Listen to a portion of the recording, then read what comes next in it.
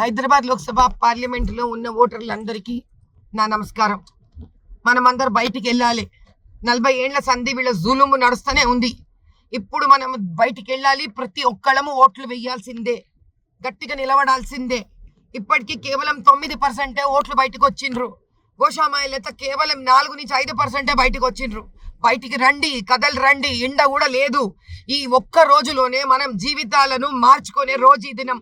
మీకోసం, మీ పిల్లల కోసం మారాలి ఈ జీవితం. బయటికి రండి. నేను ప్రతి బూతు తిరుగుతున్నా. నేను దయచేసి బయటికి వచ్చి ఓటు వేయండి. ఓటు వేయకుంటే మనం 40 ఏళ్ళ ఈ బానిసత్వం మళ్ళీ అట్లనే మిగిలిపోతుంది మన తానా. దయచేసి బయటికి రండి, ఓటేయండి. హైదరాబాద్ లోక్సభ పార్లమెంటులో ఉన్న ఓటర్లందరికీ నా నమస్కారం. మనమందరూ బయటికి వెళ్ళాలి.